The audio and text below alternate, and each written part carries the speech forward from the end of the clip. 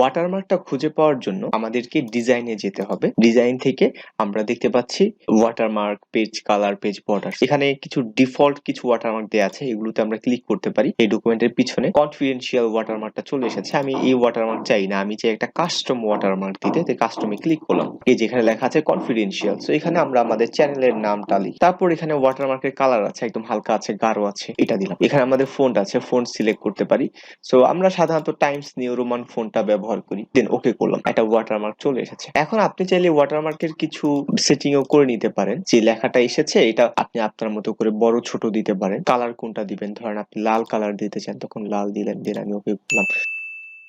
এখন আপনি চান যে না আমি একটা ছবি দিব, ওয়াটারমার্ক হিসেবে একটা ছবি ব্যবহার করব। ছবি সিলেক্ট ফটো আপনি ইন্টারনেট থেকে ব্যবহার করতে পারেন অথবা কম্পিউটার থেকেও নিতে পারেন। ধরেন আমি আমার একটা ছবি ব্যবহার করি, রাইট? সো ওকে করলে দেখতে পাচ্ছি যে ব্যাকগ্রাউন্ডে একটা ছবি চলে এসেছে। ছবিটা সুন্দর করে এসেছে, একদম গাঢ় ভাবে আসেনি যেন আমার ডকুমেন্টের কোনো ইফেক্ট পড়ে।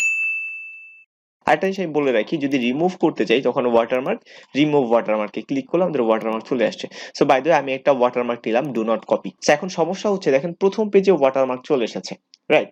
সো প্রথম পেজে তো আমার ওয়াটারমার্কের প্রয়োজন নাই, কিন্তু এই সিস্টেমে যদি আপনি ওয়াটারমার্ক ব্যবহার করেন, কোনো একটা পেজে স্পেসিফিক ওয়াটারমার্ক ব্যবহার করতে পারবেন না। অর্থাৎ যখন আপনি রিমুভ করবেন পুরো ডকুমেন্ট থেকে রিমুভ হয়ে যাবে, আবার যখন আপনি ওয়াটারমার্ক ব্যবহার করবেন তখন পুরো ডকুমেন্টে ওয়াটারমার্কটা হয়ে যাবে। এখন আমি টেক্সট বক্স ব্যবহার করার জন্য আমরা এই ইনসার্টে যাব। ইনসার্ট থেকে এই যে আমরা দেখতে পাচ্ছি টেক্সট বক্স। তো এখান থেকে আমি একটা টেক্সট বক্স নিলাম, তারপর এখানে আমি আমার চ্যানেল নামটা লিখি, তারপর এটাকে আমি একটু বড় করে দিই, সেটাকে বড় করলাম। এখান থেকে আমরা বিহাইন্ড দি টেক্সট দিয়ে দিলাম, এটা একটু বড় করি। আমি আমার মতো করে এটাকে সাইজ করে নিচ্ছি। তাহলে দেখবেন যে আমার লেখাটা বোঝা যাচ্ছে না, মেইন লেখাটা ডকুমেন্টের বোঝা যাচ্ছে না। সো এই কারণে আমি যেই কাজটা করি, কালো লেখাটাকে মানে পুরো লেখাটাকে সিলেক্ট করলাম, সিলেক্ট করে যেখান থেকে কালো থাকে আমি ধরেন এটা দিলাম, তারপর আমি এটাকে এখানে নিয়ে আসলাম। আমরা যেটা করব পরের গুলোতে আনবো। কপি কিভাবে করব, মাঝে রাইট বাটন ক্লিক করে আমরা এইভাবে কপি না করে আমরা কিবোর্ড থেকে কন্ট্রোল বাটনটাকে প্রেস করবো, ধরবো, প্রেস করে ধরলে দেখবো যে মাউসের কার্সারটাতে একটা প্লাস সাইন চলে এসেছে। সো এখন এটাকে ড্র্যাগ করে আমি এখানে নিয়ে আসলাম। এখানে একটু বলে রাখা ভালো, দেখেন চারপাশে একটা বাউন্ডারি চলে এসেছে, টেক্সট বর্ডার চলে এসেছে। তো এটাকে আমরা কি করব, আবার এটা সিলেক্ট করি। সিলেক্ট করতে একটু সমস্যা হয়, এই যে শেপ আউটলাইন, এখান থেকে আমরা নো আউটলাইন দিয়ে দিব। তা দেখেন এখন কোনো আউটলাইন নেই, এখন দেখতে ভালো দেখায়। তো মাউসের কন্ট্রোল বাটনটা প্রেস করি কিবোর্ড থেকে, এখানে একটা নিয়ে আসলাম। এখনো আমার হয়নি, এখানে একটা নিয়ে আসলাম।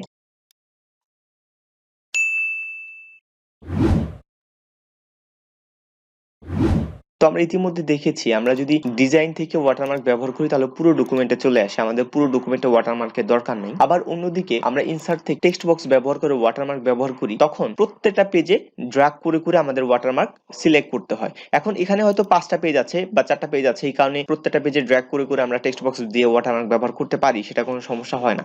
কিন্তু 5টা পেজ না থেকে যদি 50টা পেজ থাকতো বা 100টা পেজ থাকতো, তখন আমরা টেক্সট বক্স ব্যবহার করে ওয়াটারমার্ক ব্যবহার করতে গেলে কিন্তু অনেক সমস্যা হতো। এই কারণে আসে হেডার এবং ফুটারের ব্যবহার। সো হেডার এবং ফুটার নিয়ে যদি আমার চ্যানেলে ডিটেইলসে জানতে চান তাহলে এই ভিডিওটা দেখে আসবেন। এটার আগে আমি একটু বলে রাখি, একটা পেজে আমি ওয়াটারমার্ক দিব, বাকি পেজগুলোতে অটোমেটিক ওয়াটারমার্ক চলে আসবে। সো এটার জন্য আমাদের সেকশন ব্রেকের ব্যবহারটা জানতে হবে। সেকশন ব্রেকের ব্যবহার যদি না জেনে থাকেন তাহলে আমার চ্যানেলে এই ভিডিওটা দেখে আসেন। তো যাই হোক, সেকশন ব্রেক ব্যবহার করার জন্য এই ডকুমেন্টের এই যে এখানে মাউসের কার্সারটা রেখে আমরা যে পেজ লেআউট থেকে কন্টিনিউয়াসটাতে আমরা ক্লিক করলাম। এখন যদি আমি এই সাদা অংশটাতে ডাবল ক্লিক করি তাহলে দেখবো এটা সেকশন 1 এবং বাকি যে পুরো ডকুমেন্টটা আছে এটা সেকশন 2 এর অধীনে আছে। আবার সেকশন ব্রেকটাকে আমি রিমুভ করে দিয়েছি। এখন যদি আমি এখানে ক্লিক করি, তো এখন দেখেন পুরো ডকুমেন্টটা একটা হেডারের অধীনে আছে। তো সেকশন ব্রেক ব্যবহার না করে যদি আমি হেডার ফুটার ব্যবহার করি তাহলে যে সমস্যাটা হয়, এই যে টেক ডেমো এটাকে পেস্ট করে দিলাম, এটা যদি আমি ব্যবহার করি তখন দেখবেন যে পুরো ডকুমেন্টে এটা চলে এসেছে। পুরো ডকুমেন্টে যদি আমরা আনতে চাইতাম তখন তো আমরা এই ডিজাইন থেকে ওয়াটারমার্ক কি দিতে পারতাম। সো এই কারণে আমাদের কি করতে হবে, প্রত্যেকটা পেজে একটা একটার সাথে কানেক্টেড থাকে, এই কানেকশনটা ভাঙতে হবে। একটা হেডার অধীনে আছে, সো আমরা দুইটা হেডারের অধীনে আনার জন্য, আলাদা সেকশন আনার জন্য পেজ লেআউট থেকে আমরা একটা সেকশন ব্রেক নিলাম। সো এখন যদি আমরা ডাবল ক্লিক করি তাহলে দেখব প্রথম পেজটা একটা সেকশনের অধীনে আছে এবং পরবর্তী সবগুলো পেজ আরেকটা সেকশনের অধীনে আছে। যাই হোক, আমি একটা টেক্সট বক্স এখানে রেডিমেড নিয়ে এসেছি এবং এটা টেক্সটের কালারটা হালকা